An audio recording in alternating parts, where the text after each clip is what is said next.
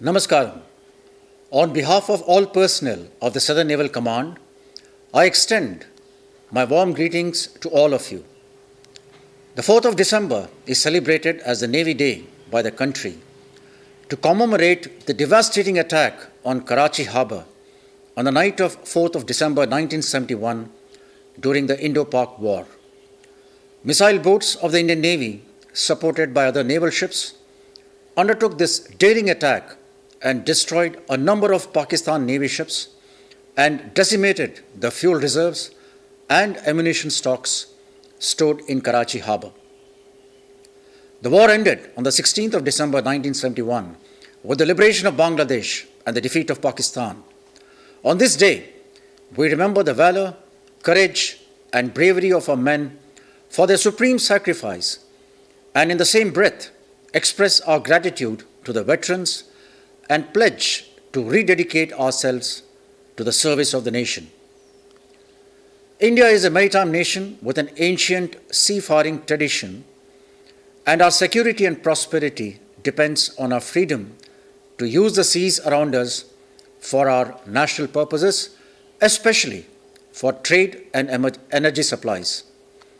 Our exclusive economic zone covers an area of over 2 million square kilometers, which is rich in living and non-living resources such as oil, gas, minerals, and marine life. The sustainable use of ocean resources, also termed as the blue economy, is critical for the future economic growth of our country. In keeping with the Navy Week theme of Indian Navy as a combat-ready, credible, cohesive, and future-proof force, I can assure that as a vital component of India's maritime power, Indian Navy is committed to preserve, protect, and to ensure maritime security to further our national interests in the maritime domain. The Indian Navy maintains a robust maritime domain awareness and is fully equipped and always prepared to deal with any eventuality at sea. Towards this, our ships and aircraft have been extensively deployed for a variety of operational missions across the Indian Ocean region and have also acted as the true ambassadors of our foreign policy. We have constructively engaged with the navies far and near by participating in various bilateral and multilateral maritime engagements, training interactions and exercises aimed at tackling common maritime challenges and building bridges of friendship in keeping with the Honorable Prime Minister's vision of security and growth for all in the region, that is Sagar.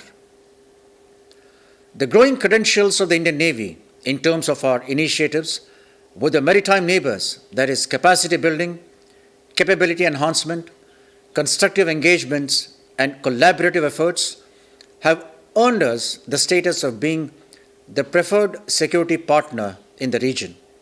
To elaborate, our capacity building initiatives are aimed at provisioning naval hardware such as warships, helicopters, and maritime patrol aircraft, as well as building maritime infrastructure such as naval dockyards and coastal radar chains, while capability enhancement initiatives aims at cooperation in various fields such as hydrography, training, EEZ surveillance, etc. The ships and aircraft of the Southern Naval Command have participated in joint EEZ surveillance of Maldives, Seychelles, Mauritius, and Mozambique, and deployed mobile training teams for training of personnel of friendly foreign countries. As part of the Indian Navy's endeavor to enhance maritime cooperation and diplomacy, the ships of 1st Training Squadron sailed for long-range training deployments in Southeast Asia as well as in the South Indian Ocean.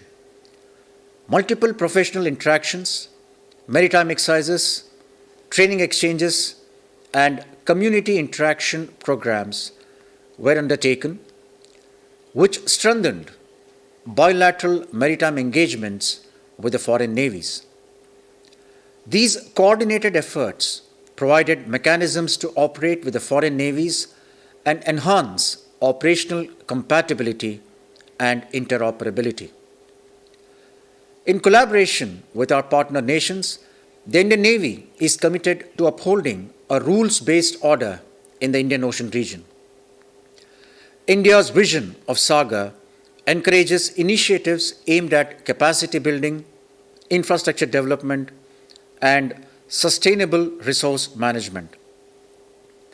In October this year, the fourth edition of Goa Maritime Conclave was conducted at the Naval War College, Goa, which provided a platform for sharing ideas on key maritime issues among India's maritime neighbors with a view to find inclusive and cooperative solutions. It is a crucial forum that underscores the commitment of Indian Navy and our partner nations to promote security, cooperation, and prosperity in the Indian Ocean region. In yet another historic event in the maritime calendar of India, Indian sailing vessel Tarini traversed through 17,000 nautical mile trans-ocean intercontinental voyage spanning over 188 days. The six-member crew displayed exemplary valor, courage, and perseverance and highlighted the Indian Navy's role as a pioneer in ocean sailing. One of the naval women crew would soon be attempting the solo circumnavigation of the globe by the end of the next year. To commemorate the International Day of Yoga 2023, our ships deployed in the Indian Ocean region visited various ports of friendly foreign countries, spreading the message of Vasudeva Kutumbakam. In all, over 3,500 naval personnel embarked on board 19 naval ships, traveled almost over 35,000 nautical miles as ambassadors of yoga in national and international waters, symbolizing the ocean ring of yoga. INS Sunaina of Southern Naval Command visited Mombasa, which is in Kenya, as part of this initiative. Coastal security is yet another important responsibility of the Indian Navy. The Indian Navy, along with the Coast Guard, state maritime police forces, customs, fisheries, ports, intelligence agencies, and other coastal security stakeholders, collectively maintains a continuous vigil to ensure the security of our vast coastline. Existing coordination mechanisms are being refined and widely utilized, as well as regular coastal security exercises conducted in order to enhance synergy between the agencies. I take this opportunity to acknowledge the cooperation extended by all agencies involved in coastal security, as also the state government of Kerala and the Lakshadweep administration. I would like to especially appreciate the important role played by our fishermen and our coastal populace in being the eyes and ears at sea and reporting any suspicious activity off the coast.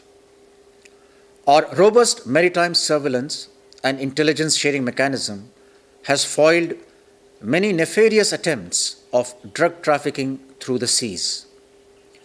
Our alert vigil at sea has contributed towards the safety of international maritime traffic passing through our area of responsibility. The Indian Navy is evolving continuously to meet the emerging challenges to our maritime interests. At the Training Command of the Indian Navy, we provide high-quality training not only to our naval personnel, but also to the Coast Guard, sister services, and personnel from the friendly foreign countries. These personnel are trained to operate and maintain sophisticated ships, submarines, and aircraft.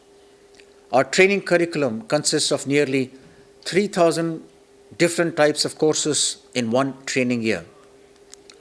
This revolves around a vision clearly articulated in realms of cognition, skills, and technologies, and accelerated by our collective efforts to enable our personnel to outthink and outmatch our adversaries. Further, to enhance the intellectual capital, seminars and symposia are conducted regularly on contemporary subjects like artificial intelligence, cyber security, etc. Whilst centered at Kochi, the 33 training units of Southern Naval Command are spread across 7 coastal states and train over 13,000 personnel every year. As a preferred training destination for our friendly foreign countries, we have trained around 20,000 foreign personnel from 47 foreign countries over the years. In the last 1 year, international trainees from 39 countries have undergone training at 26 IN training schools. Our footprint in the international training fora was further enhanced this year with the maiden training of cadets from King Fahd Academy of Royal Saudi Naval Force. In addition, Lebanese Armed Forces delegation visited various training units this year and have expressed keen interest in training their personnel with the Indian Navy. Based on requests from friendly foreign countries, cases have also been progressed for award of degrees and diplomas for these foreign officers and sailors. To maintain connect with their alma mater and cement Indian Navy's image as a preferred training destination in the IOR, an international alumni portal has been prepared by the Southern Naval Command. This portal is harnessed and updated regularly. To further our bridges of friendship, international yachtsmen from over 22 foreign friendly countries would be participating in the Admiral's Cup at the Indian Naval Academy, Erimala, in the first week of December. With constant thrust on innovation, optimum exploitation of resources, maintenance, augmentation of infrastructure, automation initiatives, and focused training efforts, the Southern Naval Command is steadfast to be ahead of the curve in meeting its prime mandate of training. Over the last year, we have all seen the transformational change, the implementation of Agnipath scheme. As on date, 2 batches of Agniveers have graduated from INS Chilka at Odisha, whilst training for the 3rd batch has commenced in November last month. Women have been inducted as Agniveers and have performed shoulder to shoulder with their male counterparts. As of now, the maiden batch has completed their professional training phase and have already deployed to field units. I am confident that with the high standards of training imparted, the Agniveers would transform and amalgamate smoothly into the Indian Navy's scheme of operations. The Indian Navy is at the forefront of Atmanirbhar Bharat, which has dutifully engaged startups and MSMEs in developing systems and subsystems for our equipment to reduce dependency on foreign supplies. Over the span of 7.5 decades, our naval capabilities have undergone profound transformation, transitioning from a naval force dependent on acquisitions to one that now constructs its own ships, submarines, and aircraft. Whilst the commissioning of the indigenous aircraft carrier INS Vikrant stood as a monumental occasion last year, we added yet another significant achievement to our record by successfully executing the maiden landing of our indigenous LCA Navy aircraft on the carrier's flight deck in February this year. The Indian Navy has aimed and is well on the trajectory of becoming a fully self-reliant Navy as the country marches to Amrit Kal towards 2047. I must highlight that the Southern Naval Command has been at the forefront of various community outreach initiatives, environment conservation activities, awareness programs, workshops, engagement with educational institutions, coastal cleanup drives, and other welfare activities through the year. It has been our constant endeavor to remain committed to the cause of the society and the environment at large and contribute actively in the nation-building process.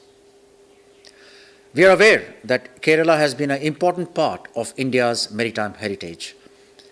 Some of the medieval and modern rulers of Kerala, like the Samutri of Calicut and Marthanda Varma of Travancore, fought against the Portuguese and Dutch have always been acknowledged and revered in the annals of Indian maritime history. Heroes like the great Kunjali Marakkars, who commanded the naval fleet of the Zamorins, were legendary seafarers. Their bravery, skill, and maritime prowess inspires the Indian Navy even today.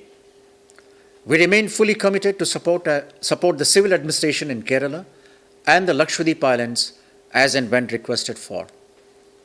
Our teams provided assistance during Brahmapuram waste plant fire at Kochi, Balasore train accident, which was very unfortunate, and the night medical evacuation from Lakshadweep Islands. Besides this, our diving teams have been engaged in multiple search and rescue efforts and provided diving assistance as requested by the civil authorities. The Indian Navy offers an ocean of opportunities, and I urge the youth to join the Navy as it offers an honorable career in the service of our country and provides an unmatched quality of life. In conclusion, I would like to reaffirm Navy's resolve to remain ever vigilant and assure you all that we remain ready to defend our country and our maritime interests. I wish all of you happiness, good health, and prosperity in the new year that lies ahead. Shona Varun, Jai Bharat.